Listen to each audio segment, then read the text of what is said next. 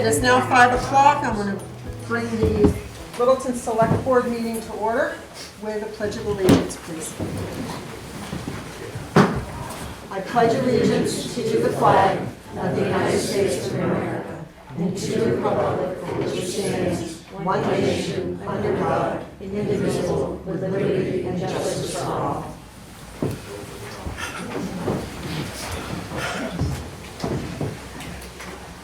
I'll have a moment of silence, please.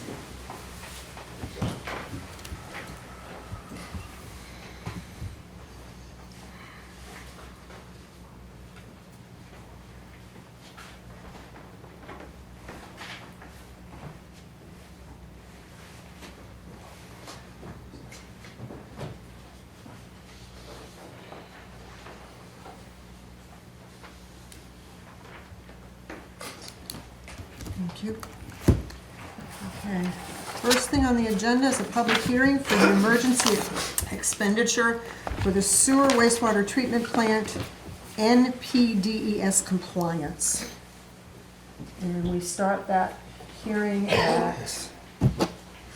Oh, I was gonna say 5:02, but that's okay. Okay, and Troy, are you presenting, or is Lori going to present? I'm going to introduce Eric. Okay. We're going to start with calling a public hearing. Yeah, public hearing. Yep, at 5:02. Okay, so what you have before you this evening is a request to spend $300,000 from the sewer fund unassigned fund balance. This is to deal with treatment that has come up recently for treating copper effluent limits without a permit. We did hold, I think the board had discussed this back in March and had voted in support of this. And as we've been moving forward, we need to finalize this with an official public hearing. And if this is, once you receive the input from the public, the board supports this, we'll notify the Department of Revenue Administration, which will then authorize the use of the $300,000.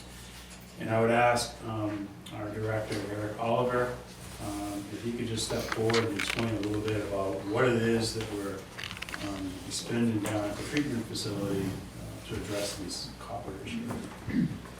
Okay. So what we've purchased another container that will house enough chemical that we would only have to have deliveries twice a year. The chemical, it has a temperature where it'll start to gel up if it gets below 40 degrees. So that's why we needed the container. The facility that we have doesn't have the necessary room. Part of the issues with that facility is the HVAC. That's part of what Doug had presented in March, to upgrade the HVAC system in that building so that we could get H2O back into that building. Septic receiving. It's a one big connected wheel with everything down there. But as far as the copper treatment, we have been meeting our limits, and with the chemical facility container that's now in place, we're ready to start treating and continue to meet permit limits. The $300,000 is money that needs to be paid out for tanks, container, contractors, electrical. We had to upgrade the transformer in order to take on the extra load. And that's basically the size of the project right there. Okay. Is there any questions from the board for Eric on this?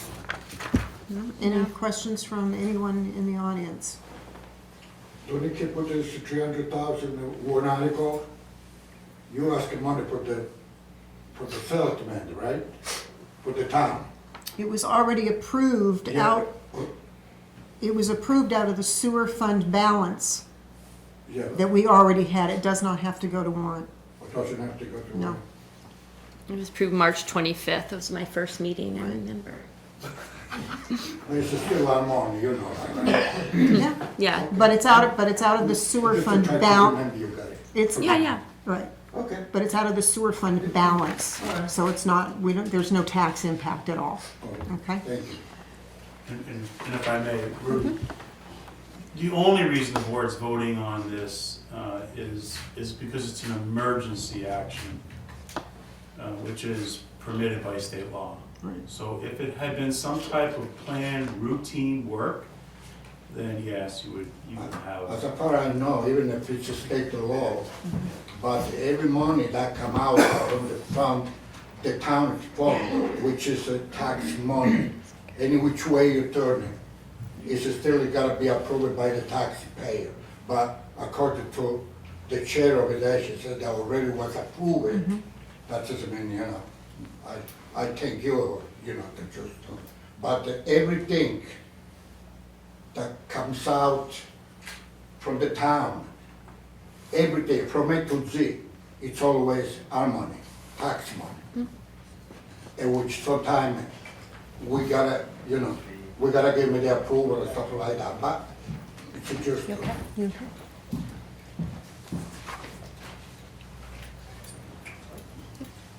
Thank you, Eric. Thank you.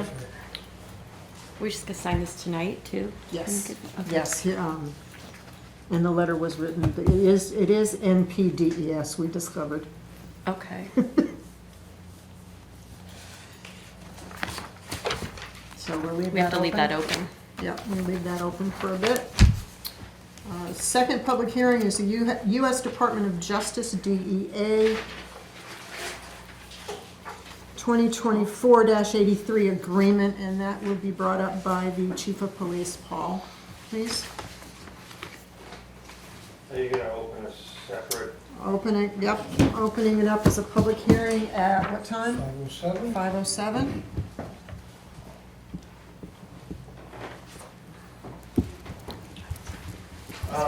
So this is a little bit backwards, however, legal. We typically run into agreements with some of our federal law enforcement partners, DEA, ATF, and in the past, because these agreements were simply reimbursements, but they were not grants, we did not have to have, we were advised, we didn't need to have a public hearing to receive these monies because it may or may not exceed the $10,000 required to have a public hearing. However, recently during the audit, the auditor stated that because these are quote-unquote unanticipated funds, and that we may in fact utilize all $10,000, that we should have a public hearing with your authorization to expend those funds. I believe I explained that in the issue in the worksheet. So in this particular case, this is marijuana eradication money that comes from the DEA. It provides overtime and backfill funds to the department, as well as money not for equipment, but for things that could be issued, such as clothing and stuff like that, to the department to cover costs, defray costs. However, just to clarify, typically, these funds are not for an individual who is a user of marijuana violation level offense or anything like that. These are for funds are used for drug trafficking. If we can tie any of the drug trafficking into transnational organization or transnational organized crime, if it's cultivated on federal land, if it's causing environmental hazards, but typically when we show that nexus from the individual that's in possession of large quantities into fentanyl, crack, cocaine, and other drugs, we can utilize these monies to backfill our costs associated with the enforcement of these laws. So what I am asking is that the Board of Selectmen accept the U.S. Department of Justice Drug Enforcement Agency, DEA, federal fiscal year 2024, number 2024-83 agreement in the amount of $10,000. You should have an attachment there, which has the entire agreement that we've executed in the past. And just so you know, there'll be one for 2025. And most likely we will do the same thing with monies associated directly with the enforcement of and enforcing the illegal use of fentanyl and distribution of fentanyl. And also another state agreement from the city of Berlin that we partnered with in the future, and that is for Operation Granite Shield. Are there any questions? No questions? Pretty cut and dry Yeah, here. it is pretty cut and dry. Thank you. Thank you, Paul. Next, both of those remain. I'll swing back around to them. Okay, next on the agenda is DPW Director Eric Oliver, the Riverside Drive culvert replacement. So I know this project's been around for a little bit, so I just wanted to give you guys an update and let you know that it's currently underway. It should be completed within the next few weeks, so that's good news. And we're proud of it that we're knocking stuff off the list. Yeah.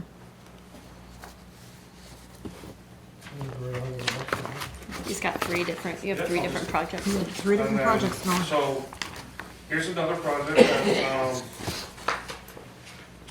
really, I'm not sure of how long that it's been around, but I know it's been known to be an issue, and that's the Mans Hill Palmer Brook.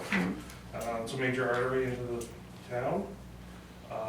HED engineers, who we've been working with, completed a H&H assessment report. That's hydrologic and hydraulic study in July of '24. In order to qualify for state grants, this needed to be completed, so luckily we had that already done. In working with HED engineers,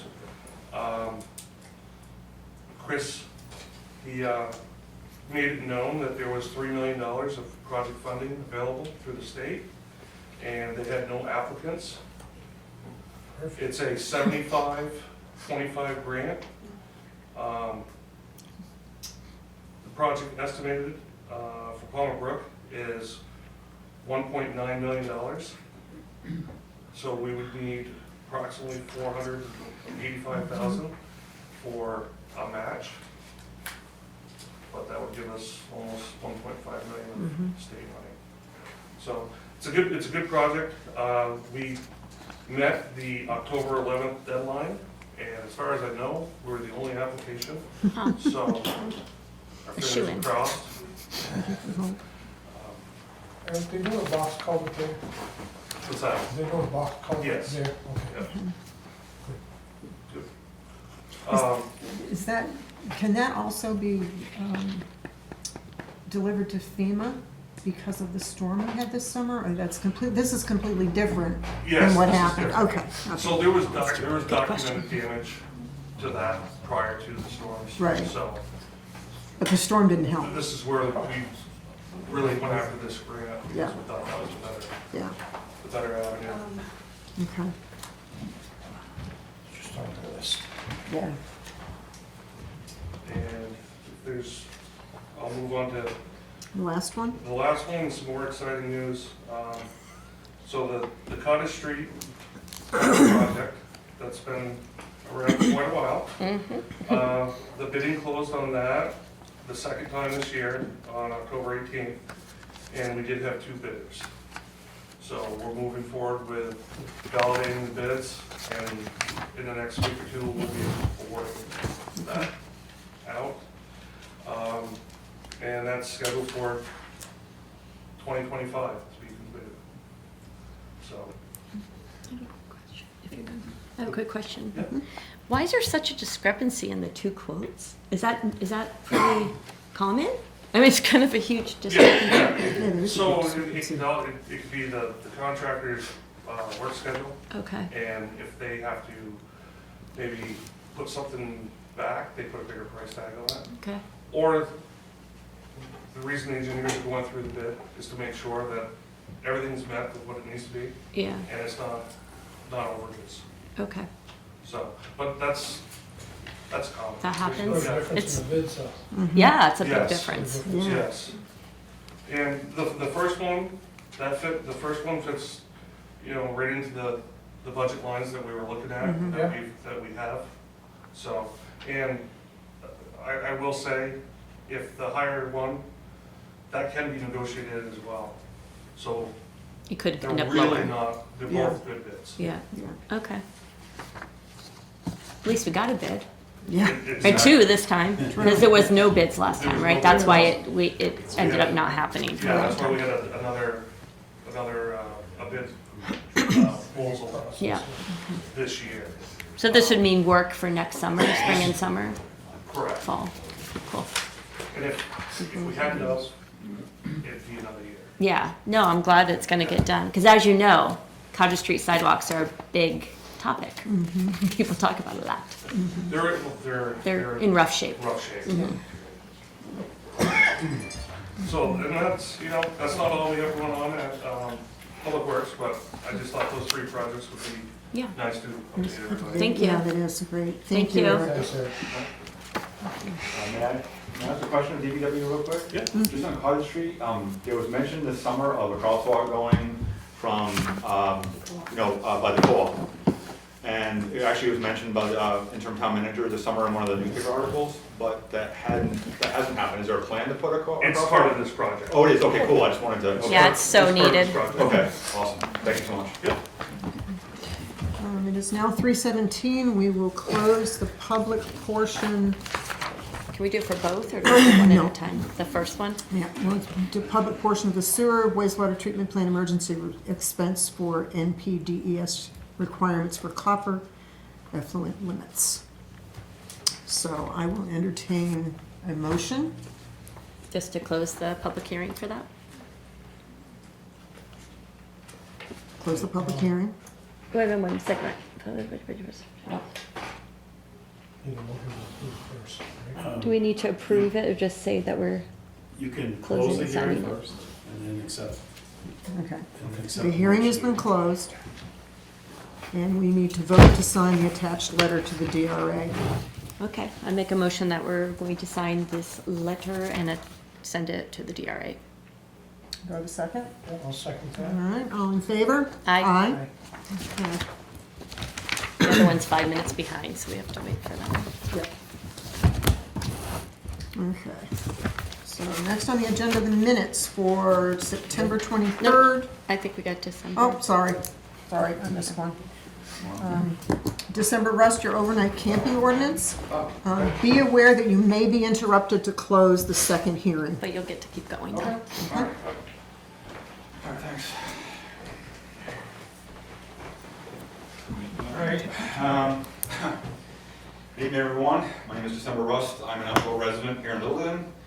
And I'm here tonight because of a critical and unacceptable issue, which is the continuous threats to my safety and the outright neglect by the Littleton Police Department to provide any meaningful protection.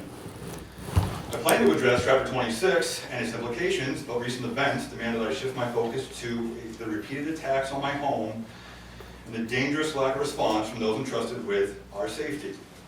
Over the past several months, my home has been attacked on multiple occasions. In June, every stake securing my tent and fly was stolen, leaving me defenseless and vulnerable. 2 weeks later, a rock was deliberately thrown through my tent, tearing through my shelter. More recently, someone cut every rope on my canopy, so that all ropes were cut, an action that was both deliberate and malicious. Last Tuesday, someone who was walking off the trail entered my residence. When I told him to leave, he stated he just wanted to come down and check it out, feeling completely comfortable entering my residence regardless of the obvious indications that it is my home. And last Friday, Travis K., a Littleton resident, fully prepared with a body camera, targeted me specifically, unlawfully entered my residence, made multiple threats, and held me hostage in my home for 15 minutes. He refused to leave until I was forced to call the police for assistance, which took over 20 minutes to arrive. These are not minor disruptions, these are direct malicious attacks on my home and on my well-being. Yet the response from the Littleton Police Department has been dismissive and completely inadequate. When I reported the rock throwing incident, Officer Wilkins stated I was too far out of the way to patrol despite my residence being in downtown Littleton. This is not only false, but a blatant excuse for inaction. I am as much a resident of this town as any other person living here, and I am entitled to the same protection and concern. And let's be clear, the Littleton Police Department has demonstrated it can swiftly act when it chooses. When graffiti was found on the covered bridge, the police quickly mobilized, posting images on Facebook and calling for the public's help. My home, however, has been attacked multiple times. Each time the response has been delayed, dismissive, or entirely absent. To this day, not one officer has followed up with me regarding the premeditated attack on my home, where I was held for 15 minutes last Friday. For me, as a survivor of domestic abuse, my tent is not just a shelter, it's my sanctuary. The repeated violations of my home have deeply affected my mental health, aggravating my PTSD, and yet I'm left to fend for myself while those meant to serve and protect turn a blind eye. It is a fundamental right of every Littleton resident to feel safe in their home, and I am being denied this basic dignity. To compound this hypocrisy, the Deputy Chief informed me that during the winter, the police intend to perform welfare checks, entering my tent without my permission. I want to make this crystal clear, my tent is my home. Despite being on town-owned land, my residence is protected under the Fourth Amendment. Entering my tent without consent and without probable cause is an illegal search and in violation of my rights. The police cannot choose to ignore my safety while simultaneously overstepping into my private space under the guise of welfare. The selective treatment and invasive behavior are more than disrespectful, they are legally and morally wrong. I have the right, under 42 U.S.C. 1983, to seek action when government officials neglect their duties to uphold my rights, and under the 14th Amendment, I am guaranteed equal protection under the law. When the Littleton Police Department can selectively respond to community incidents while ignoring my cries for help, they are denying me this fundamental protection and violating my rights. Furthermore, the board's selective allocation of resources shows a troubling inconsistency. Tonight, the dog park committee was supposed to talk, or supposed to seek the town's approval to go into Remick Park. The dog park committee already benefits from public funds, town resources, and dedicated space on the town's website. Meanwhile, at a previous BOS meeting, it was stated that town money would not be used to provide trash receptacles or a 24/7 bathroom for outdoor residents. Despite multiple attacks on my home and pleas for help, I'm denied even basic safety measures and police response. This disparity is blatant and inexcusable, demonstrating a choice to prioritize tech-related amenities over the safety and rights of actual residents. The preferential treatment given to certain groups while allowing others to face continuous risk reveals a concerning neglect of duty. And I must also address the role of this board. By remaining silent and failing to publicly support the outdoor residents of Littleton, the Board of Selectmen fosters an environment where hatred, discrimination, and outright hostility are allowed to flourish. The silence is not neutral, it's enabling. When the board fails to advocate for the safety and dignity of all residents, housed or unhoused, it sends a clear message that some lives are valued less than others. The Littleton Police... May I interrupt you? I need to close the public hearing. Just a second, December. You can finish when we close this. Closing the public hearing for the approval to approve the U.S. Department of Justice DEA FFY 2024-83 agreement. So any more questions from the board? No? I need, No. It's just to accept the, Yep, I need a motion to accept the U.S. Department of Justice Drug Enforcement Agency 2024-83 agreement in the amount of $10,000. I need a motion for that, please. I'll make that motion. Okay, do I have a second? I'll second it. Okay, we have a second. All in favor? Aye. Aye. Okay, it's passed. Okay, thank you, December. Thanks. If the Littleton Police Department truly finds my current location too far out of the way to offer protection, then I will consider relocating to a more central area of town. Perhaps I should situate my residence on town land in a neighborhood. Or perhaps I should go right up to Remick Park, or right down here at the River Glen. set right up, right down in front of everybody, because I'm not getting any protection where I'm at now.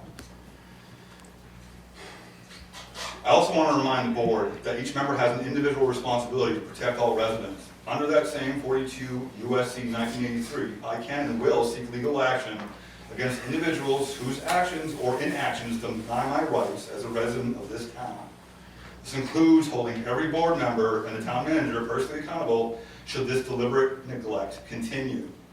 The cost of ignoring the safety of one of your own residents will carry serious legal and financial consequences for those who refuse to take action. Tonight, I call on the Board of Selectmen to step up and make a stand, demand accountability from the Littleton Police Department, and ensure that your policies reflect respect, protection, and equality for every resident of this town. That's it. Thank you. Thanks for sharing. Thank you, Troy. Troy, I'll let you and the chief respond if you feel need. Chief, do you want to respond or? I sure do. It's the first time I've heard about any of these complaints, and we have a process for taking complaints, which is very open. You can go online, submit your complaints. We would investigate those, and if there are any issues or allegations that are founded, we address the founded issues. We don't investigate, nor do we respond to complaints in a public forum. That's not the appropriate place to do it. Although I will raise some concern that he made. It is not the Littleton Police Department's perspective and mission to neglect anybody in any way whatsoever. We treat everybody fairly and equally. And I'll go on the record on that. The allegations that you heard this evening have not been investigated, and I'll give Mr. Russ the opportunity to submit via our website the complaint process. I've submitted every single report. Let me finish. You were given time to speak. Let me speak. If there are complaints specific to officer conduct or officer's response, we have forms that you can fill out at the website, and they can be investigated and appropriately addressed. It may not happen overnight because we're a busy police department. The only other thing I can say is concerning response time. Response time is dictated by location of the officers, whether or not they're tied up in other incidents, and where they are geographically. We have 54 square miles in this community that we have to patrol. You know, a similar complaint could be made from somebody who lives on North Skinny Ridge Road. It can take us 20 minutes to get to where you're at. So, but we do respect the complaints. We want to get to the bottom of them, find out what exactly has happened. We don't condone anybody attacking anybody else, singling out somebody on the basis of their where they're living, you know, or any condition in which they are living, such as your home. The police department has never and would never intentionally violate anybody's constitutional rights, specifically their right to have a safe and secure home. We just wouldn't walk into a home warrantless, regardless of what you are stating may or could happen. It won't happen because we don't do that. And if we did, then we would be held liable for that under a 1983 violation, as you had indicated. I'm open to any questions based on what the allegations that he's made. However, like I said, we really need to investigate these, and we certainly have a process to do that. And it isn't in a public forum. It's done appropriately, and we do have a process to do that, a policy to investigate that. Do you have any questions? I mean, I have filed 4 police reports for each incident. By calling dispatch, by having an officer talk to me. This most recent incident is the only time when the ropes were cut, Deputy Chief Gardner came down to my site, took photos. He was really helpful. So I did that. And it was Deputy Chief Gardner who told me that during the winter, PD will be performing welfare checks. So these aren't allegations. There's a difference between a welfare check, which we do frequently, almost on a daily basis for different reasons throughout the community. That doesn't mean that we're going to invade your home and violate your rights. He said he would open my tent. He said he would unzip my tent. That's the same as opening up anybody else's door. I'm not gonna debate this with you. I'm gonna tell you that the only intent is to make sure that you're safe, which is contrary to what you had already stated. And as far as, I'm sure you did submit reports, and if your complaint is that you didn't get a follow-up on your reports, then we have a process to address that. But that does not mean that we are neglecting you specifically. It may mean that officers are on vacation or whatever has occurred. And if in fact the officer didn't follow up on your complaint, then we have ways of addressing that too. You're not the only one that hasn't happened. We've had other officers that have not followed up, and we've had to tell that officer to follow up. That has nothing to do with your status. And quite honestly, if anybody does have information on who is vandalizing his specific campsite, we would love to have that information. But we can't fabricate information, we can't fabricate suspects. But if there is somebody that is guilty of that, then we'll certainly bring that individual to justice. Well, Thank you, Chief. Yeah. Thank you, Chief, Let's for the move on. information. Thank you. There's no appointments tonight. Next would be the approval of the meeting minutes from September 23rd and October 21st. We'll do them as two separate motions, please. I think we, Did we ask for any comments? I just wanted to say one comment anyway. I wanted to thank you for sharing and thanks Chief Smith for responding, but I'm sorry that happened to you and that's not okay and it is your home, so I just wanted to make sure I said a response. Thank you. So thanks for sharing with Thank us. you very much, Kurt. Yep. All right, where are we now? Minutes. Okay. the September 23rd meeting, I went over the minutes and I don't see anything out of order on those. So you're making a Make a motion? motion to I'll second. All right. Okay, all in favor? Aye. Minutes for the 21st, for the work session. Yep, I looked those over also. I didn't see anything. 1 second, Rudy. I'll make a motion to accept the minutes from October 21st work session. Second? Okay, all in favor? Aye. Okay. Town manager updates? Rudy's got one Rudy? question. I don't know if you want to Yes. entertain it. In regard to what Rogers told us about accepting the minutes, last week we had a big meeting on the right to know, okay? And we're talking about it, just this discussion about the minutes. Now, everybody knows that I'm always asking for minutes, Right. okay, stuff like that. One thing that we're talking about on the right to know was that the minutes to be accepted by the selectmen, they should be signed. Really? Which all the minutes that I have, I got a bunch of like this, no one was signed. How do you guys can accept the minutes when they are not signed by the secretary? Rudy, You- I don't know anything about the signature piece, but let us find out, and we will get back to you on that, okay? Yes. If they need to be signed, we will get them signed, okay? I had no idea that. No, what am I trying to say? For you guys to accept the minutes, right? To accept them, we have to To sign. accept the minutes, you gotta read them, and Which they we- gotta be signed by whoever writes the minutes, right?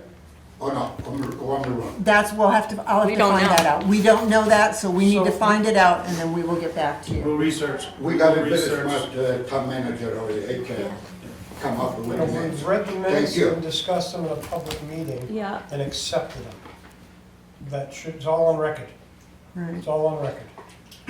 But Roger, if you not sign this minute that they accepted by the town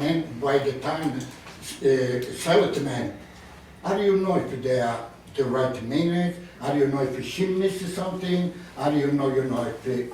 Oh, You know I what see I'm what you're talking saying. Okay. Angela. Angie? So when I take minutes, I do them up within the 5 days that I have to do Yeah, them. we know And- that. And after, Rudy, and after I'm done doing my minutes, I put my name at the bottom of them stating that I took those minutes and I have submitted them. I give it to them. Yes. They look them over to make sure there's no mistakes that I have Yes. made on my, because sometimes I make mistakes with all these minutes. They approve them now. So I submitted them to them with my name on it, saying that Which is I his took those minutes. They read them, and that's what they're approving. I So can my show name is him. on those Thank- minutes. But you're not the secretary.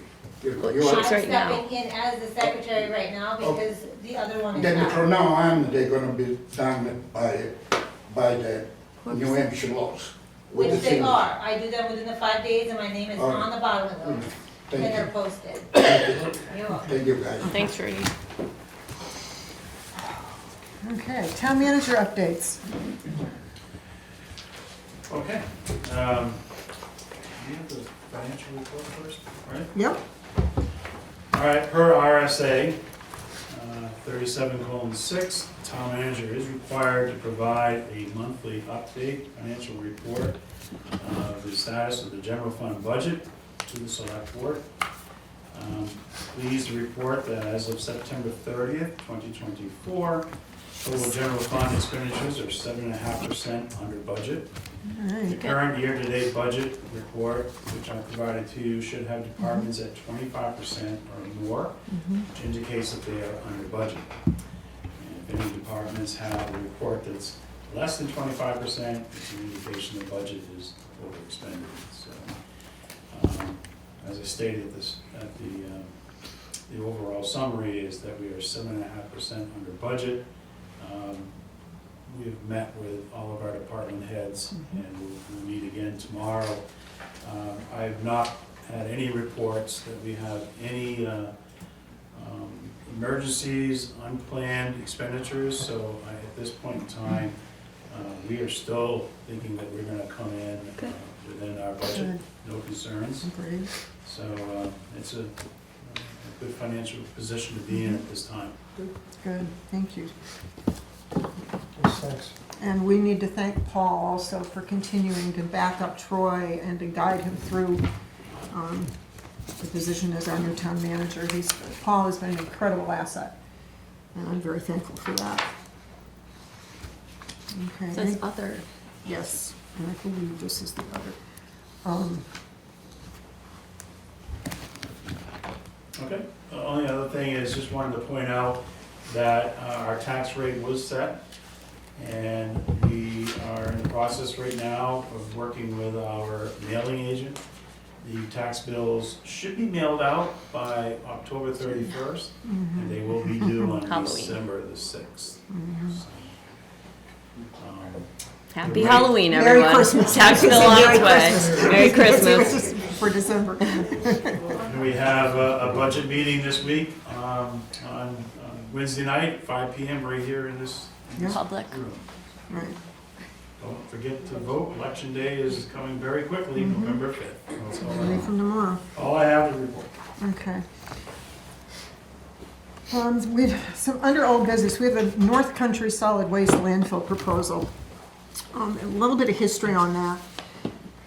The Conservation Commission sent a letter to Mr. Trowbridge, who is the LRM manager at New Hampshire DES in Concord.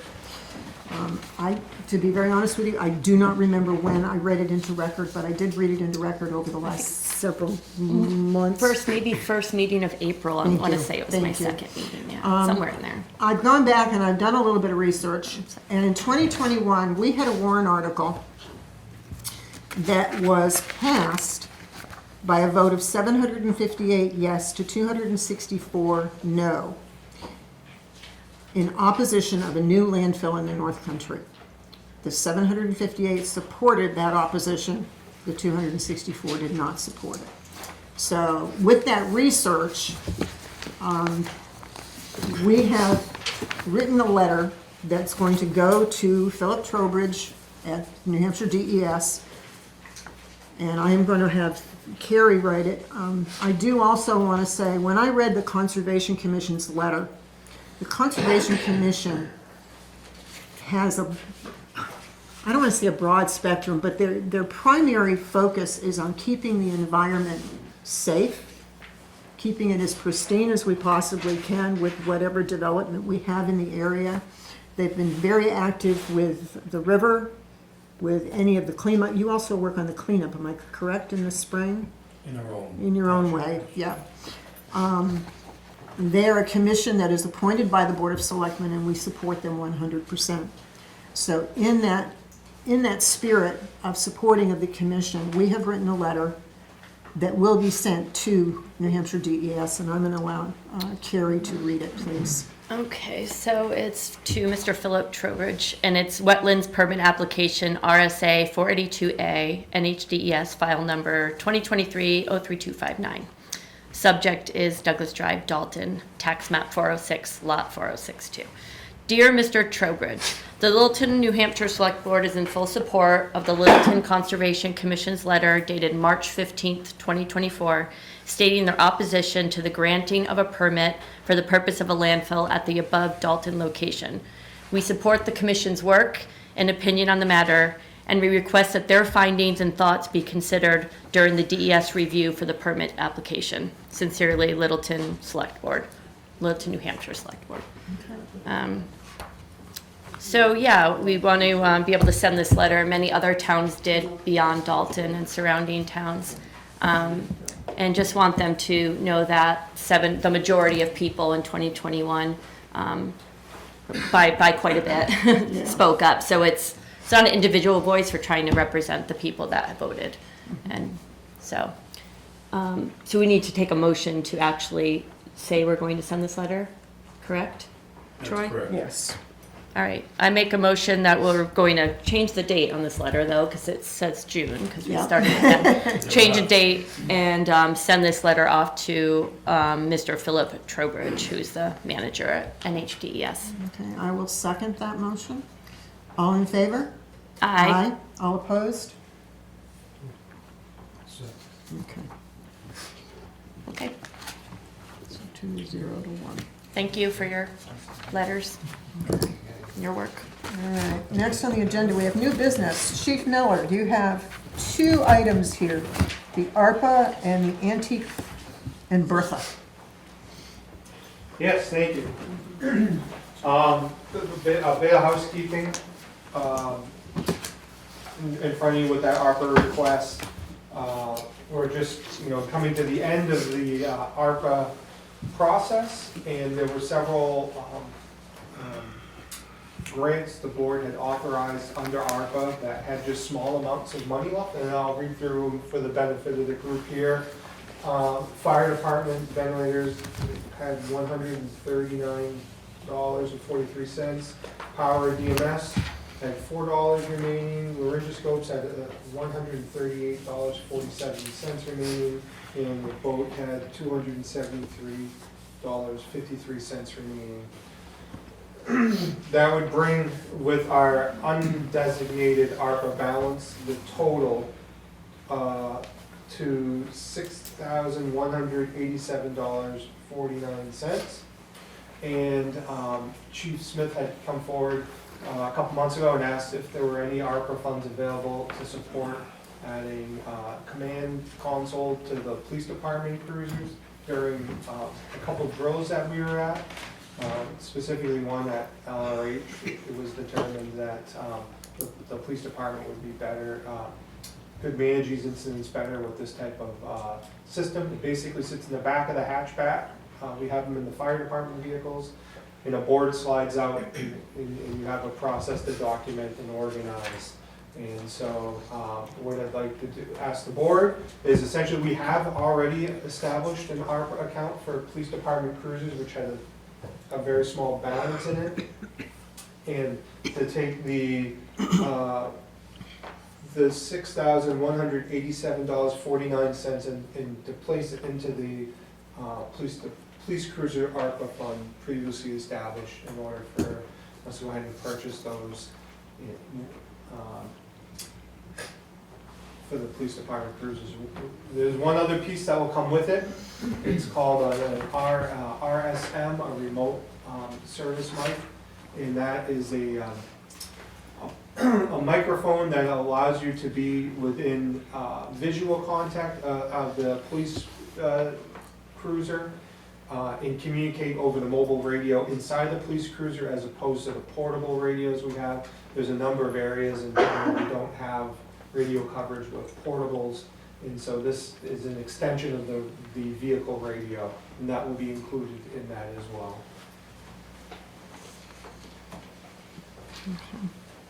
So there a total cost of the equipment that they're looking for?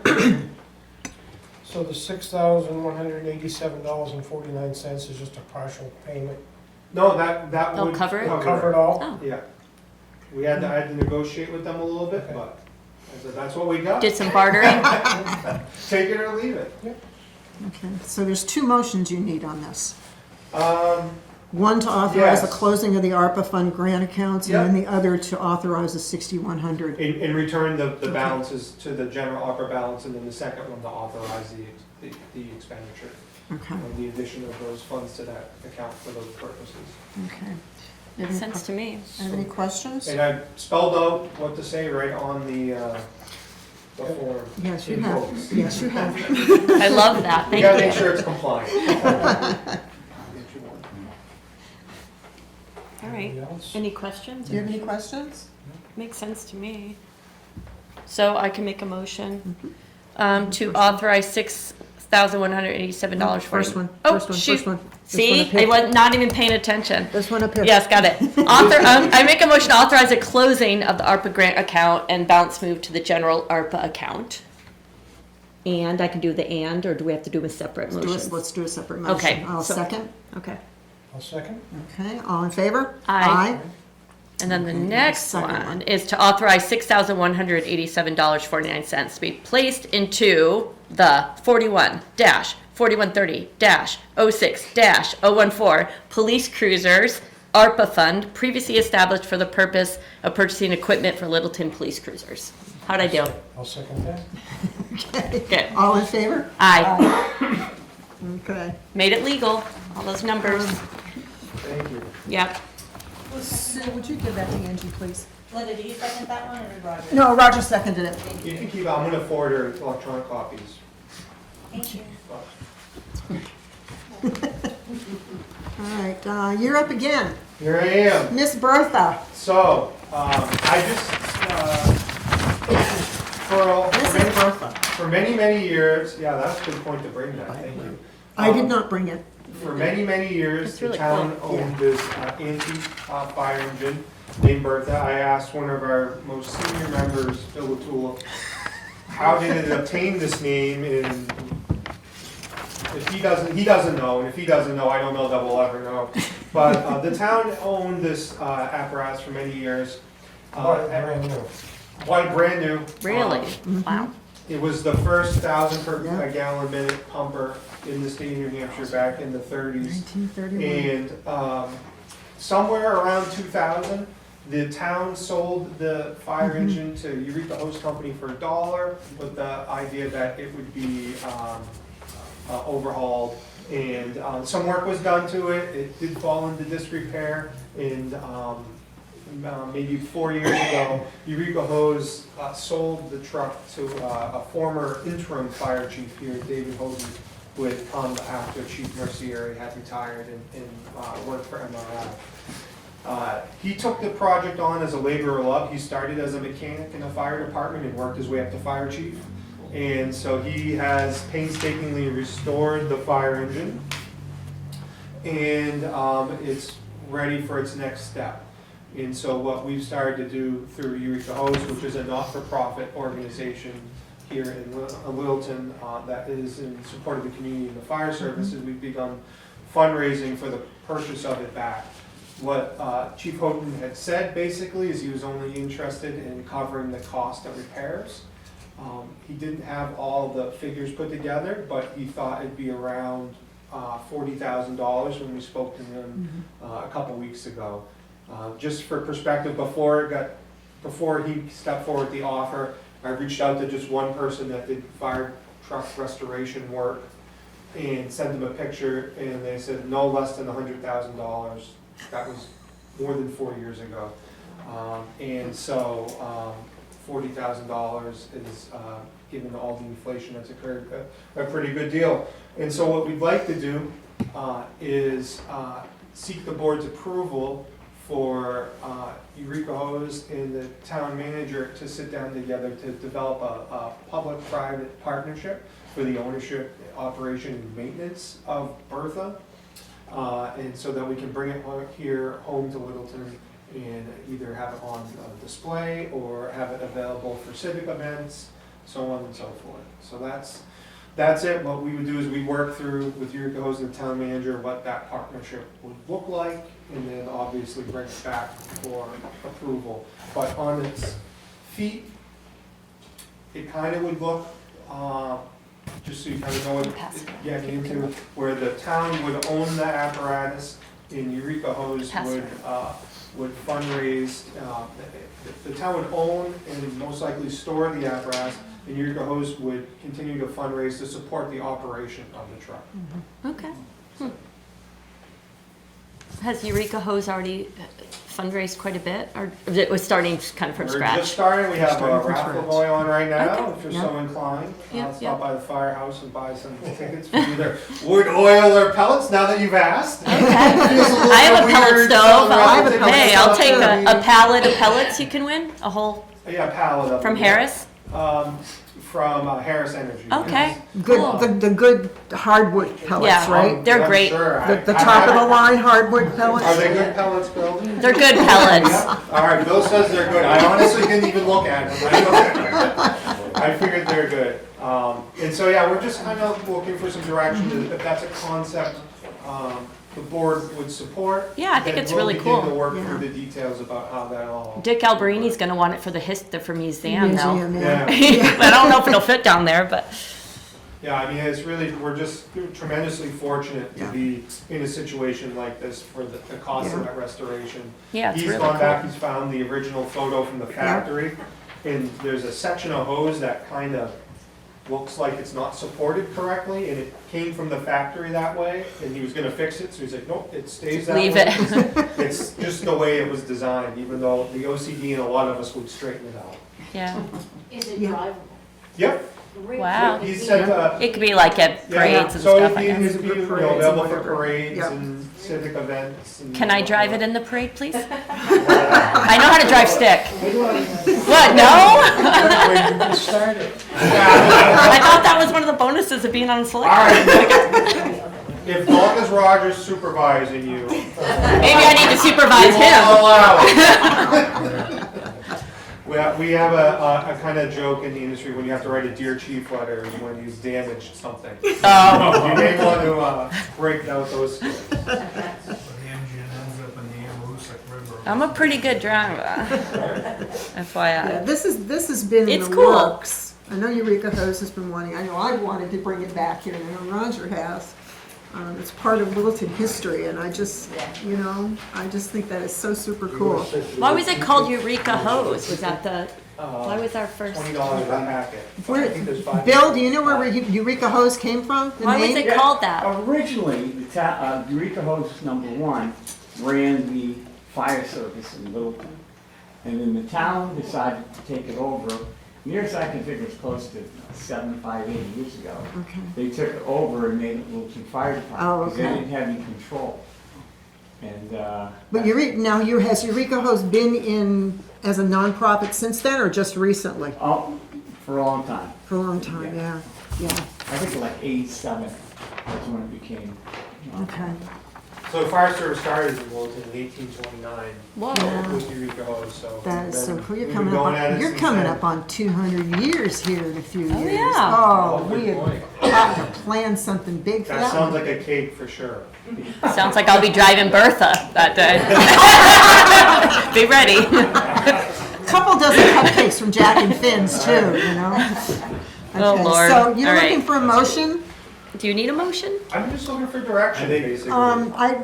Just, I- the chief was here to make sure the Yeah. board was aware, and if had any objections, we would continue to work on a plan and bring it back to this board for review and approval. Yep, I have no problem. I want In to, your plans, I really think the best place for it would be back in the original fire station, Yeah. under the Opera House, back in there with glass doors, so Ooh. everybody could see it. That'd be cool. Dick Alberini and I have already talked about that. He would be When I asked him happy. about something else, he talked about Bertha and putting it in there and having all the memorabilia and the historical stuff from the fire station Yeah, he's got a bunch as part of already. that display, yeah, Mhm. yeah. It's the most available spot we're currently aware of. Bill? That's the other restriction, we have to keep it heated. Yeah, Yeah. this would need to be controlled. Yeah, And I've talked to Roger Merrill, he's the president, I guess, of the Historical Society. And we went through all the measurements and stuff, and they really would like to see it go back where it was Yeah. before. That's cool. the garage Yeah. set under the station. yeah, So we're getting some numbers together now okay, to redo the door. The absolutely, doors are quite tall enough that they have now. yeah, So we're putting numbers together, and they're all behind doing it, so that's Yeah. great. yeah, I think that's right. I think there's a lot of people in town that really want to see Bertha come back here. Yeah. So I have no problem authorizing the town manager to work with whomever needs to be worked with to get this thing done. Keep us informed. Yeah, Excellent. just keep us in the loop, let us know what's going on so that we can let the public know what's going on, because people are gonna be asking questions, when's Bertha coming back? And I know one of the biggest questions a year or two ago when I started talking about Bertha, when I came on the board, was where are we gonna store it? Because she needs to be protected. Yeah. And that's, yeah. So, no problem? You agree with me? Yeah, You agree with me? yeah, we're All good. right. Thank you It's for your on time. It's on your plate now. Thank you. Thanks, Chad. Okay.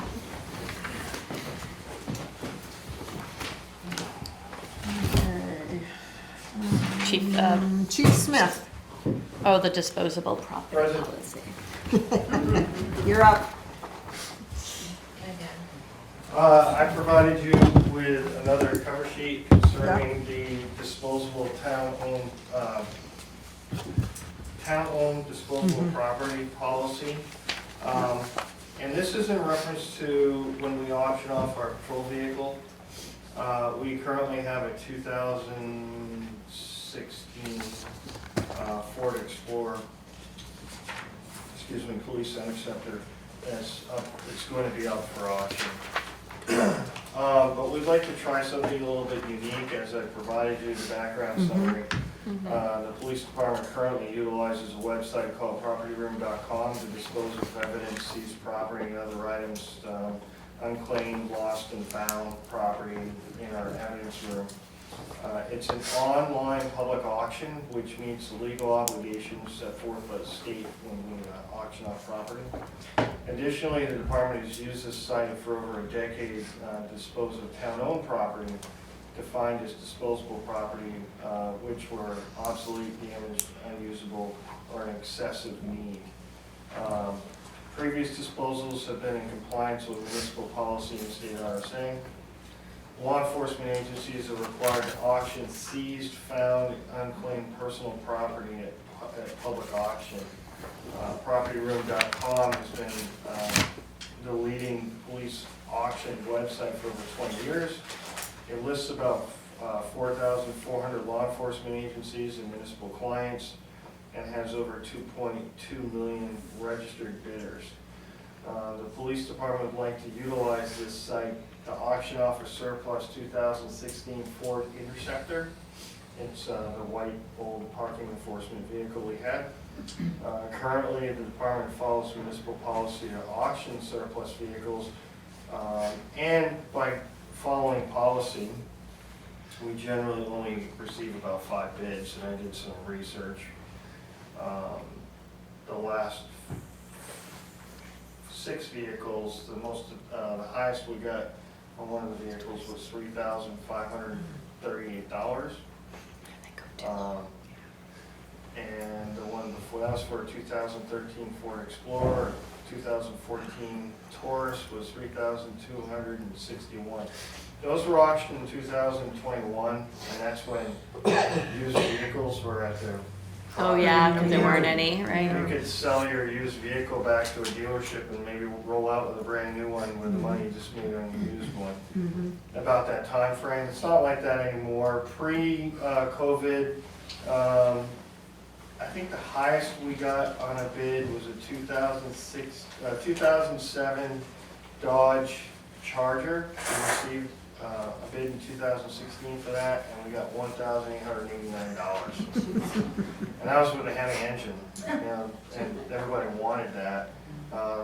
And then it went You know, we had Expedition that we auctioned in 2018, that we got $1,200 on that. And another Dodge Charger, we got about $1,300 on that. So, What's the largest item you normally use for property room? Bicycles, canoes, that type of thing? bicycles we do locally. No, we typically do those locally if we work with the transfer station. Yeah. You know, I don't know. I can't answer that question. Yeah. For this auction company, do you have the right to refuse the bids? We can set a reserve, or Okay. we can, not a Like reserve, eBay we or can- something. We can set that amount. Okay. Yeah, I think that's- We've never done that with them. You know, what we're asking, because the policy, you guys have, I think I gave you a copy of the Mhm. policy Yes, stuff yeah. like that. Yeah, Says any surplus item, and this includes a vehicle. valued at $10,000, Or No, vehicle. any No. vehicle. any vehicle. Shall be disposed of by the Board of Selectmen, and it's by means of sealed bid or trade. The vehicles aren't worth enough to trade, so the people that we deal with when we do the state bids, they don't allow, haven't taken a trade. Doesn't mean we don't ask. And we never get anybody that comes to the department when we have the day where somebody can, the viewing, nobody ever comes and views anymore. And the 5 people that we generally get are cab companies. We have had a couple of locals, but typically it's cab company that they're awarded to.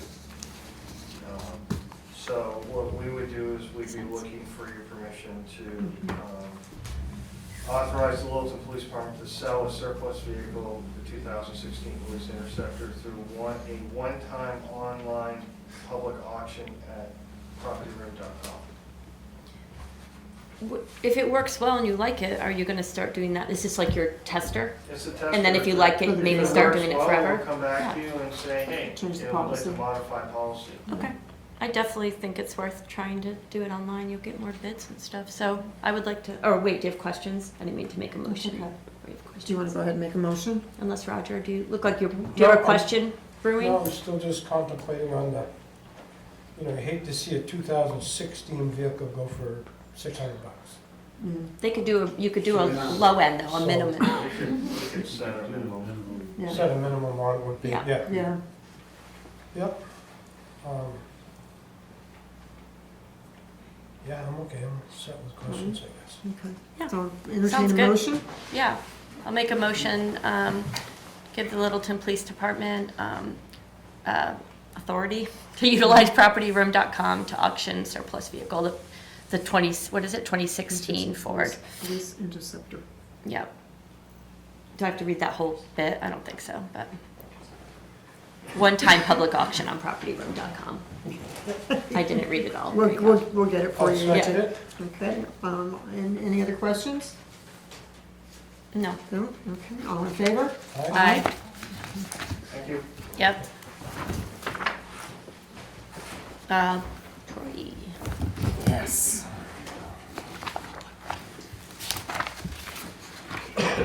Troy, you have the next 2 items. Next two. Okay, the first one is reestablish the Littleton Dog Park Committee. It's recently been brought to my attention that this board had created a dog park committee back in 2017. It was fairly active for several years, and then the group, I think, from the reports I heard, really focused their efforts on forming a 501c3 nonprofit group to begin fundraising for the construction and equipment for the dog park. And over time, the official dog park committee that was appointed by the town, sort of the membership has ended up being Sue. One person. One person. So we're at a point where I really believe the best way to move the dog park forward is that the town reestablish the committee, so we have an official town committee that is charged with researching the locations. There's been a lot of work that's gone into location, and it sounds like we're looking at Granite Park right now. And Riverside Drive has also been discussed. There could be some other locations, but most likely you're gonna see the committee coming back and looking at those two locations, is my guess. But with that being said, coming up with a location, a design, talking with your Parks and Recreation Commission to make sure we're communicating with them on the location, getting input, drafting up some rules and regulations for consideration, and bringing that all back to the select board. I've set a time frame here of March 2025. It could be sooner than that. I think the intent here is to get this committee up and running and let them go out and put full effort into this to have everything ready for a spring construction. That was our takeaway in the meeting. So that's what you have here before you. I prepared a recommended motion. I'll read it for you. I move that the select board vote to reestablish the Littleton Dog Park Committee with 5 voting members for the purpose of researching and recommending a final location for the dog park, site development plans, construction cost estimates, and proposed draft rules and regulations to be presented to the select board for consideration in March 2025. So I do have a little bit of research to do, and just finalizing who's going to have the authority to approve the rules and regulations, whether it is a select board authority or a rec commission, but plenty of time to find that out between now and March. So my recollection on this whole thing when it got started is, it went on a warrant article for the town to have a dog park. I remember the warrant, yeah, I remember voting on it. And then it also went on a warrant article to raise the dog license by $1 to support the dog park. Right. The dog park failed, but the license, Passed. the dollar passed. Did dog park fail that year? I don't think we had a warrant article for an actual dog park, if I recollect. I know we had an warrant article to have funds from the dog license Yeah. put towards the creation of a dog park. Right, but there was also an article in there for establishing a dog park. I'm pretty sure, let me go back and Okay. look at that to make sure, Yeah. because it just seemed funny to us at the time that the dog park didn't pass, but they're still taking a It dollar. might have, but I don't remember the actual wording. Is it okay if I speak now, or do you want me to wait? It's the dog park, so. Okay, so just a little background, I mean, I won't ramble on a lot, but. That's all right, we'll cut you off. We Okay, need to- please.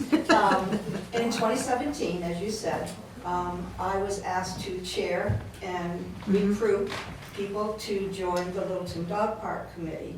So Chris Wilkins as well was with me, and we had, I think, 8 to 9 people on that committee.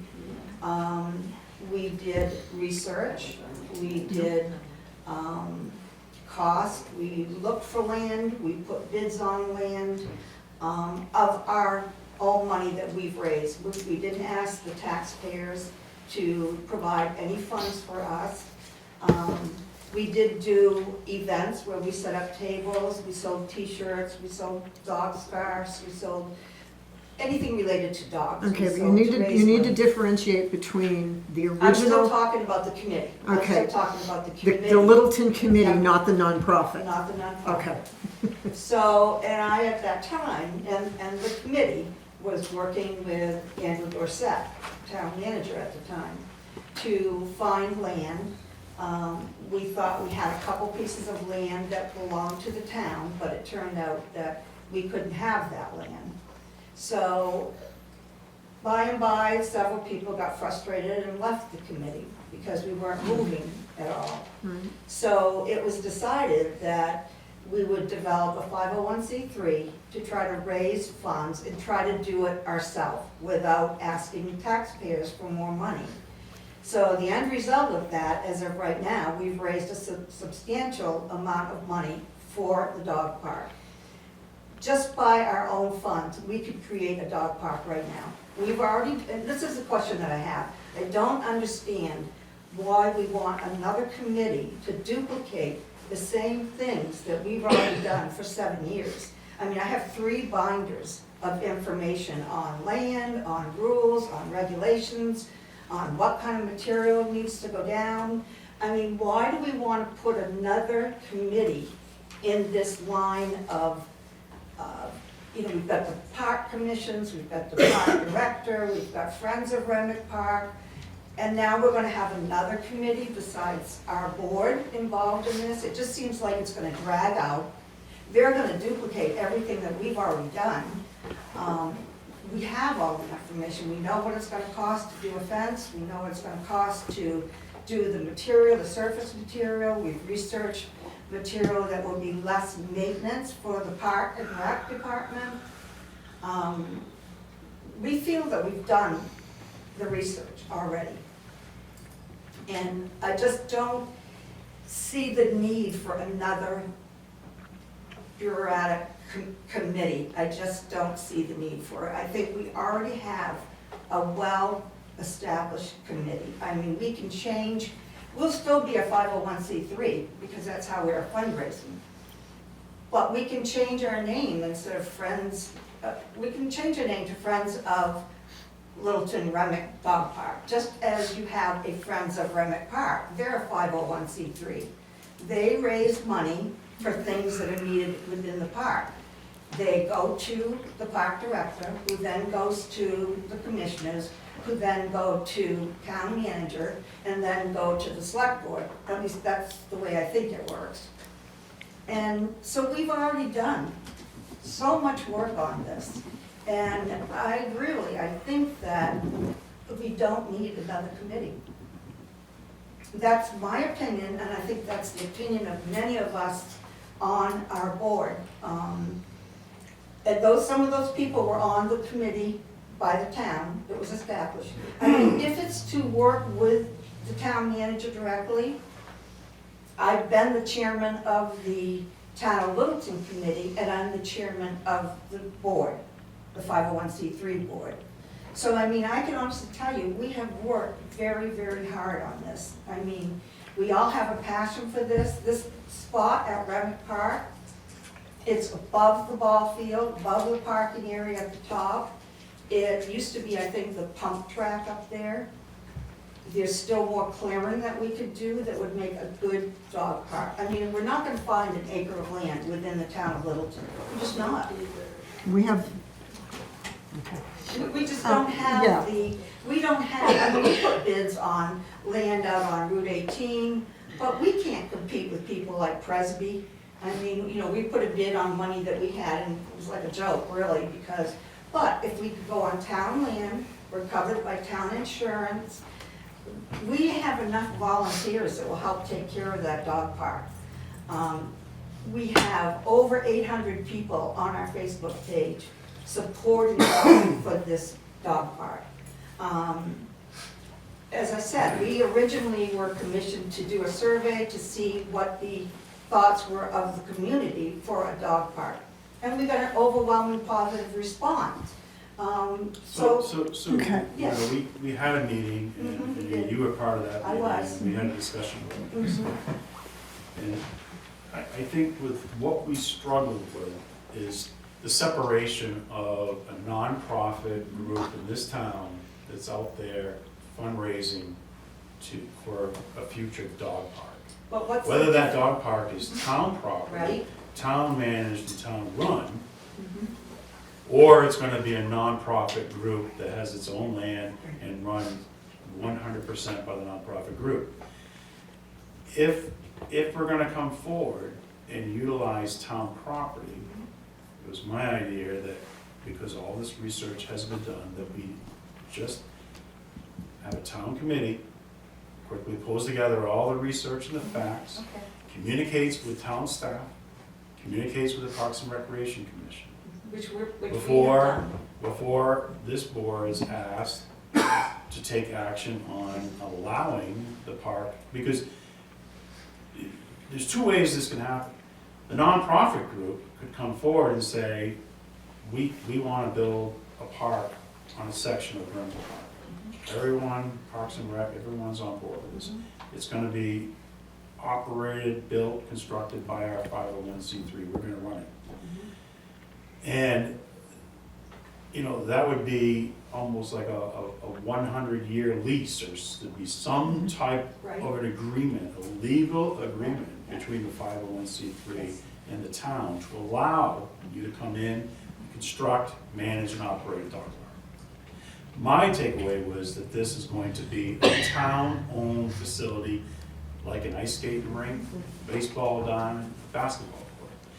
The 501c3 is going to be there to donate money to the town to help construct it, and providing a commitment of volunteer oversight and management and future financial abilities to maintain. Can I just interrupt for a second? So what is the difference between the Friends of Granite Park, they are a 501c3. I've already talked to them, they're all for it. I've talked to the park director, she's all for it. I've emailed the park commissioners with no response. We've been talking to everyone. I've talked to you, I've talked to Roger, I've talked to Linda, I've talked to Carrie. I've talked to everyone that I thought was in the realm of Granite Park and the town. So if it's to work with, I mean, are you gonna ask new people to come on board that don't have any idea about what we've done? So let me interrupt Yeah. and interject. So what I'm getting from all this conversation is probably what we need to do is sunset the dog park committee, which would be Sue, because Sue's been the only one on the committee for the town to represent Littleton, okay? And then maybe enter into an agreement with the 501c3 like we have with Mount Eustace. Oh, wow. And Caitlin Krupperman, who was on the 501 for Mount Eustace, she's on our Dog board park, as yeah. well, Yeah. which is So great. maybe that's the way direction, so maybe we need to sit down and discuss this again. Yeah, I mean. Which I have no problem with I'm all because. for us working with the town because we have the funds. Right. But we don't need new We've already people. You've done so much And work. we've already done Right. all the estimates for fencing, for surface Yeah. topping, for clearing. I mean, we have enough money to sustain a dog park and build a dog park. It's not an acre of land, but by the time we finish clearing out that spot and moving material down further, we could end up with over 750, 800 square feet. I mean, we need to widen it a little bit, but the Right. other good thing is there is a dog walking path that runs right Right next to beside it, that land. You're Yeah. still far enough back from the park that you're not gonna disturb people, and you're still far enough from any houses up above us. I just don't really, my biggest concern is duplicating the work that we already Yeah, did. and all I was trying to do here Mhm. was reestablish a formal committee recognized by this board, Okay. so you had the sole authority to act endorsed by this board. Not 501c3 group out there of we want to do this, we've talked to everyone in the world, but we're getting nowhere.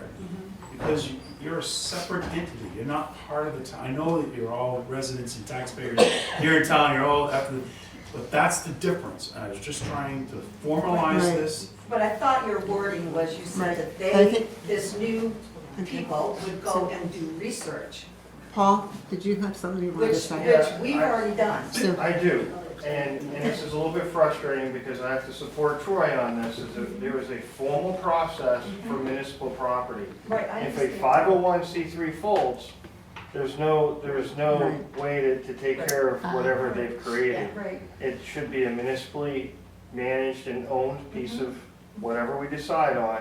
Right. And then if you want to be a booster club as a private nonprofit, that's fine, but it's the municipality's responsibility to maintain that piece of property in perpetuity.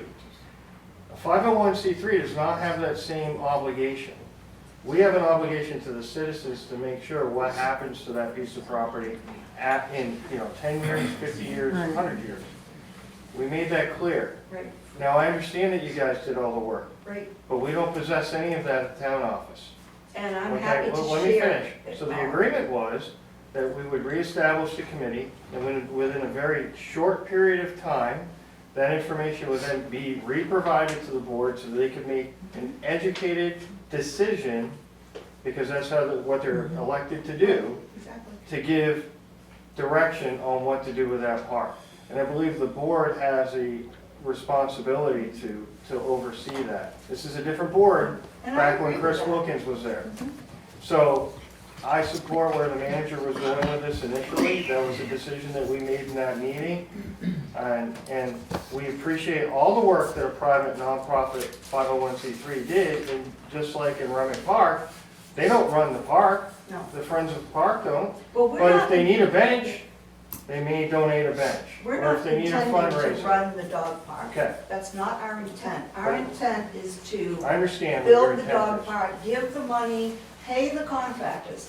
If we come up with the town and we come up with contractors for fencing, for the surface soil, for whatever we're doing there, then we would get an estimate, a contract, and we would pay the bill to, we could pay the money to the town for that bill.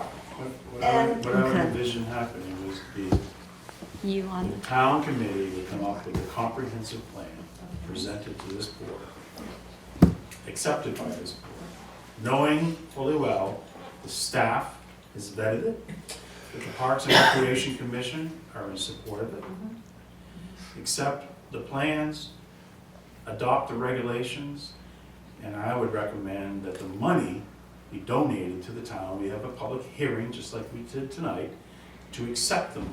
Any money over $10,000, we have to have a public hearing for any unanticipated funds. We're, yeah, go ahead. I just have a quick question. Can the people from, on your board, is it a board of 5 on your 501c3? We've got 9 people. Are we appointing the people for the town committee? Can we appoint the people from the 501c3? I would not do that. Oh. I would There's not some support really that. valuable Oh. people on Yeah, that there board. are valuable people. Not all 9 of them, but can we? No, but my concern is if you have your 501c, there's loyalties there. If you have the town committee, there's loyalties there. Let me finish. So my thought, to go back to, let's de-establish the committee that's been in place since the get-go. That's number one. Number two, circle back to possibly appointing another committee. Maybe not doing that tonight, but, So would you be asking someone new to be a chairman of the committee, where I've already been a chairman and have already done the work with that? Sue, you and I have had this conversation Yeah. before. I have an issue with somebody being a chair of a nonprofit and a chair of a town committee. Well, I was more or less the liaison between the nonprofit. Paul had asked me early spring if I was still interested in being the chairman Right. of the town's committee, and I said, well, I thought I still was. Yeah.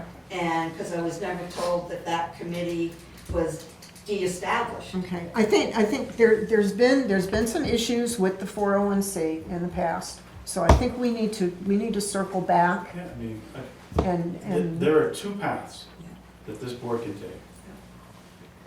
They can create a town committee to come forward with a comprehensive plan, where the dog park's going, how it's gonna be financed, how it's gonna be maintained, everything that we've stated.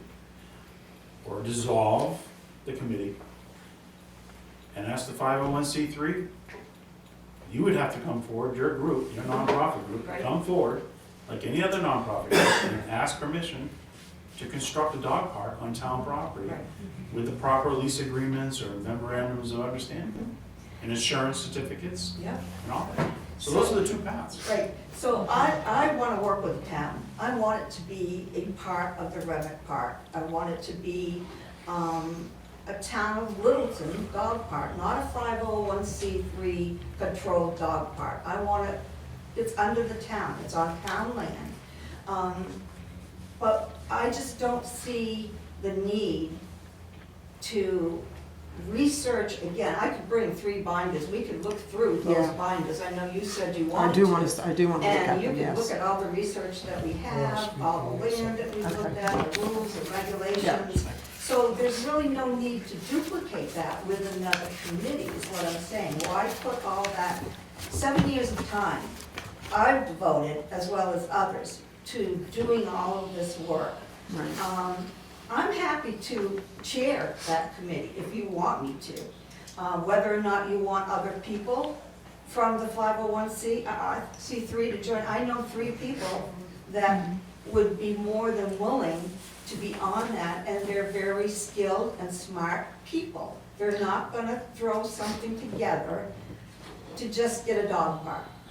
I mean, we've been doing a lot of work on this. Okay. And so I hope that you will ask me to still chair this new committee, and I bring all the material in, and we sit here, or wherever, and we go through everything, so you can see that we've already researched materials for the dog park, we've already done estimates for fencing, we've already done research on the bottom surface, the top surface, what's gonna be less maintenance, what are we gonna need in the dog park? So we've already done all that.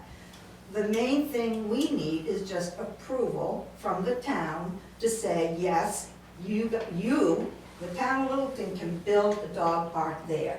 And then we will give, so it's not gonna be taxpayer money, so we can give the town, if you say to us, you've got a bid for fence, and you say it's come in at $6,000, and you say to us, we need $6,000 to pay that, we will give the $6,000 to pay for that fence. Do you see what I mean? We're not Okay. gonna ask the town to support financially. Roger, you. Yep. you wanted to- Well, I think the thing that needs to happen is come up with a plan. Yeah, we have. Which they, That piece of land is owned by the taxpayers of Littleton. I understand. Needs to go back on a warrant article to find out if the people want it or they don't want it. Okay, And if they say, yes, we want one, Yeah, that's true. then we move forward. okay. That And, makes and that's sense. kind of what I thought was going to be the end, not the end, but from all our research and work, I thought that was gonna be the next step. Instead okay, of- so why don't Troy, you and Sue and I sit down again? Bring me all your information, all your I was gonna bring it notebooks. tonight, but I mean, it's a lot. It's- Yeah. It's 3 So that we, binders so that full. we can sit and we can absorb all that information. I think maybe tonight we Table it for a little. table it, until further discussion, then maybe we can come back with a work session with both the 401c board and our board Second thing. and Yeah. go over, I mean, does that sound Yeah, plausible? it sounds like there's been a lot of work done. Why There has reinvent the been, wheel? And right. we want to do this in March, so really it's Right, like, right. Well, we let's go. really would You know? like to get the approvals and go to the voters, and Yeah. if it gets approved, we'd love to break Right. ground Right. next year. Yeah. Yeah. Because people are tired of saying to us, where's the dog park? No, Where's the I know. dog park? That's And been I'm the sick big, of hearing, why am I paying a dollar when I don't have a Yeah. dog park? Exactly. Yeah, So, okay. I mean, we get that So, from everyone. all right, so why don't we table it for tonight? The 3 of us will circle back around, bring in all your information, Do that. and Back then on we'll, next agenda. we'll go from there. And I'll have it all organized, so you Thank can you. see fences, does that sound- material, everything. Works for Is me. that okay with you? Yeah, it's fine, I mean, I have to ask the question, Yes. at what point in time, when does the Park and Recreation Commission play a role in this? Well, Because I'm not hearing. When's their anything next- about them. when's their They're- next they're- commissioners meeting? They're a commission I that know. oversees our parks. And I sent 2 emails to the board, to their commission. Okay, when's the next commissioners No meeting? response. When's the next commissioners meeting? Do you have I any can't idea? get that information. Okay. Troy, will you and I Parks can and find out when the next commissioners meeting is? If it's Then a the- public meeting, it should be posted on the Well, site. I Right. know the last one they had to cancel it because Luke Driscoll, who's one of the commissioners, is also a soccer coach, and we had a soccer game. Okay. So it's gotta be this So, month. okay, wait a minute, time out, okay, time out. What we're gonna do is we're gonna table this proposal that's in front of us right now. Troy and I will sit down, we'll decide when we're gonna go to the commissioners. The 3 of us will sit Yes. down, we will go over all the information, we will present to the commissioners, And then maybe what we'll do is we'll have a work session so that both the commissioners and the select board are on board with the whole thing and go forward with that. I mean, as I said, you know, we've got some great people. We've got Travis Lewis, who Yeah. everyone knows. Barb and Jim Radmore are new, fairly new members. Caitlin Crumperman. I mean, Yeah. those could be Yeah. 5 core members that also are willing to work with the town. So there's no negativity from anybody. Right. And I think that's what Linda is looking for, so. Yeah, You know. sounds good. I think the biggest problem with the 501c3 is that they did not want to turn all our money over to the town of Littleton to say, here you go. Yeah, well, Because you they're know, not- and I understand that. Yeah. I've worked for nonprofits in the Yes. past, and I understand that sentiment, however, okay? But So what we'll do, we're gonna table it for now. Troy and I will sit down, we'll work with the commissioners, the three of us will sit down, and then we'll go from there. We'll get the warrant article done to see if Report it, back to us. yes. and sorry then if I'll I get- got a little testy there, but that's. You want your dog That's park. okay, that's such a okay, passion Sue, to that's get okay. that dog park. I mean, Okay. You can ask anybody. All right, the next thing on the agenda is the resolution to authorize the town manager as signatory This one should be fast and quick and easy. grant. I thought we did this at one Awards. meeting already. I guess we didn't officially vote on it. We did- talked about it. We talked about Okay. it, I think. So this is to me a no-brainer. Yes, of course. You should be able to, Yeah. it's getting late. This is just a document that will Yeah. be documentation that I have the authority to sign, Yeah, Okay, whether it does and where it is. yep. yeah. I will make that motion. I'll second. All in favor? Aye. Okay, so we will sign that in a few minutes. Oh, okay. Okay, Board of Selectmen topics. the Board of Selectmen topics, I have several, I'm gonna try to be quick. We received on our website, an email from a gentleman in Georgia. And with all the hoopla that has happened over this past year in Littleton, I want to read it. I want to take this opportunity, I'm quoting, I want to take this opportunity to express my sincere enjoyment last week when visiting Littleton. My wife and I were up from Greensboro, Georgia, to see the leaves and drive around New Hampshire and some of Vermont. We saw several neat places in our journey: Keene, New London, Conway, Portsmouth, and Concord. But I think of all the towns and cities we saw, Littleton was my favorite. I appreciated its charm, cleanliness, friendly people, and the convenience of the downtown shops. Of course, we went to Cheddar's and bought some fudge to bring back with us. We thought the TSA guy at the Boston airport was going to take it, but he didn't. I also visited Schilling's Beer, asked my wife to leave me there for a few days. She didn't think it was too funny. I just want to let you know I thank you and the citizens of Littleton for having such a neat town. Nice. And that just really touched me because of all that we've come through this last year. Yeah. Okay, number one, the next meeting that we're going to have is on Veterans Day. So we're going to postpone it until Tuesday evening, and it will be the 12th of November at 5:30, right here in the Heald Room. Don't forget to turn your clocks back before Sunday morning. And don't forget to vote. Oh, don't forget to vote. Don't forget to vote next Tuesday. And our budget committee is already in full swing. Our next budget committee meeting is this Wednesday at 5 o'clock here, okay? And then there'll be the subsequent Thursdays going forward. They're posted on the town website Yeah. too. So, do you have any topics you want to? Just want to have a thank you to Eric Oliver for stepping up to the plate and picking up, Yes. making things happen. Thank you. Yes. Carrie, do you have anything? Not really. There you go, Troy. Okay. All right. Public comments. Public comments. Can we keep it to 3 minutes, Rudy, please? Oh, yeah. Ladies first. Ladies first, okay. Oh, yeah, always. So, my My name is Jocelyn Merritt. I'm from Great River Hydro. I'm the property tax coordinator. And I just want to put on record that Great River Hydro has presented the Board of Selectmen with a letter outlining an offer for a new pilot agreement that would provide the town an additional payment this year of $634,000 to overcome the shortfall created by the untimely expiration of our pilot agreement.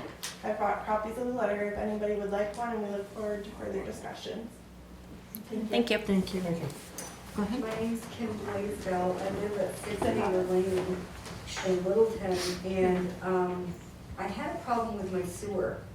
July 10th was the flood. July 11th, I went to my basement to have my furnace serviced.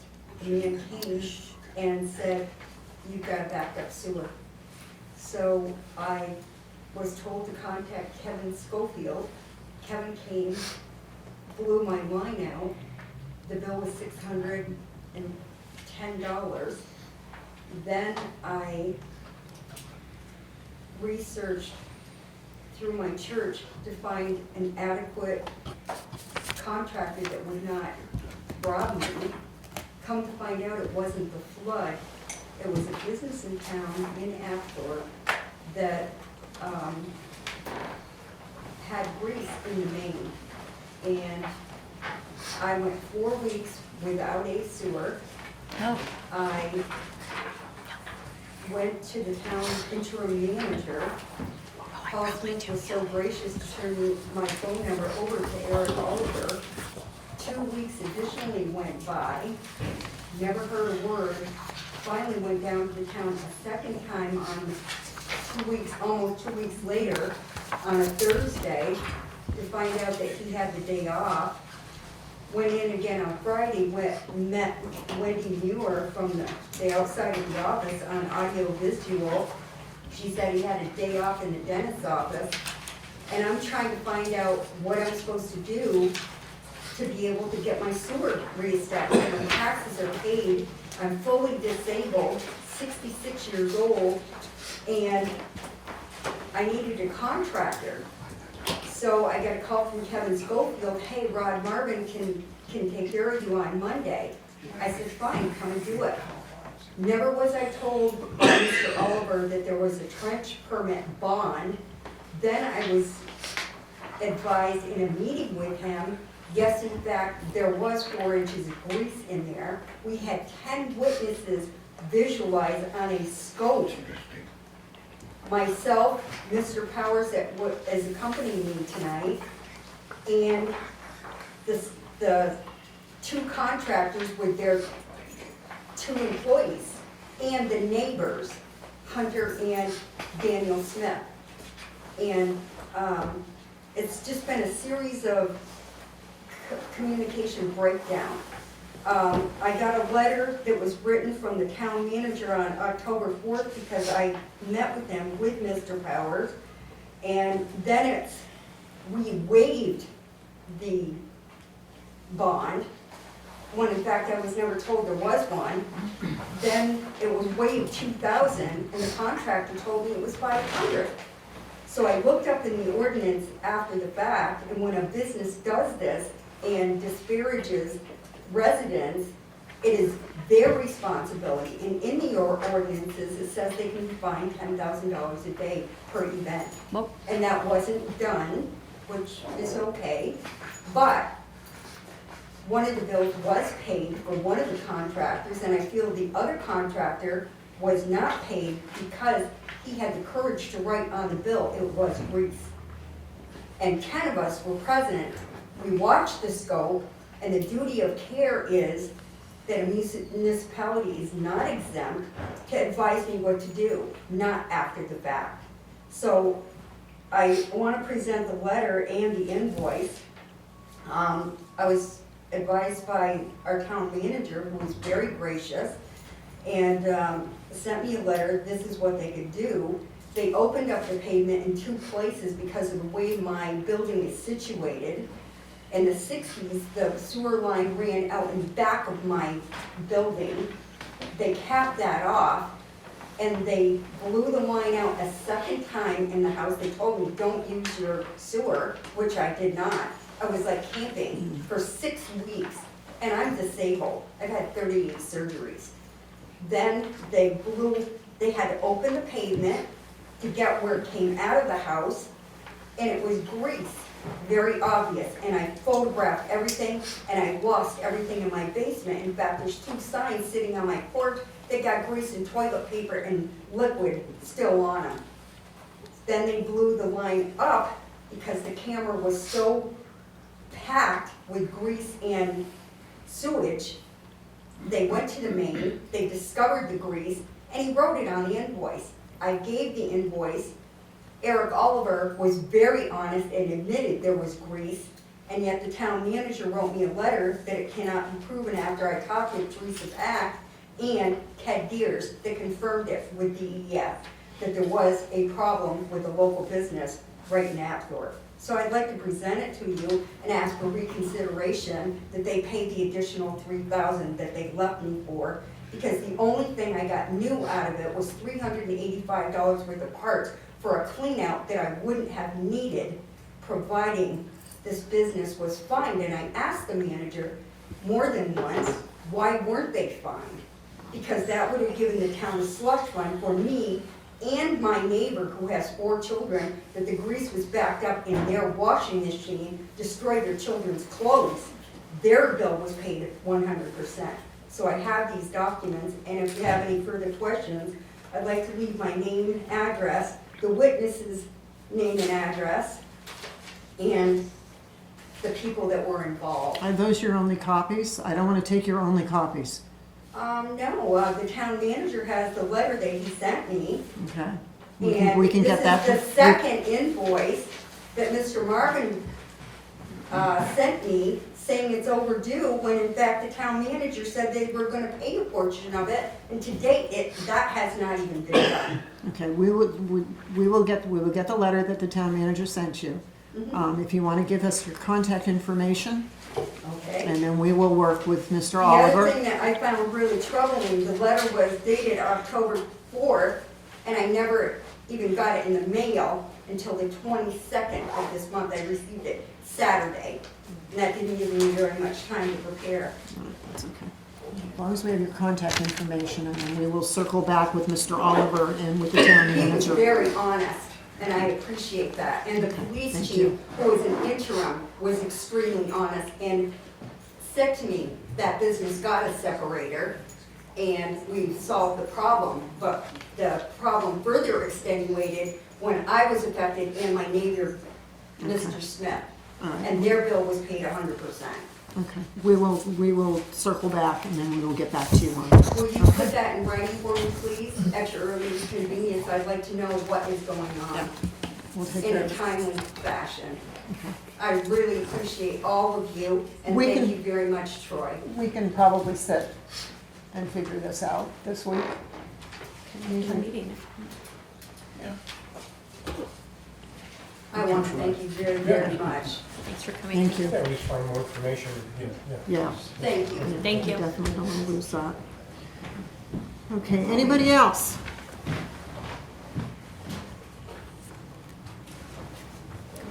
Okay, nobody else? Then I am going to make a motion that we go into non-public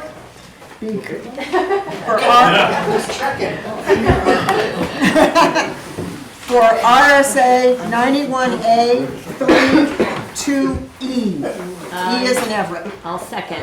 All right, you voted now, okay? All in favor? Aye. But What's the, which one is that? tomorrow we can take care of all this. I know that's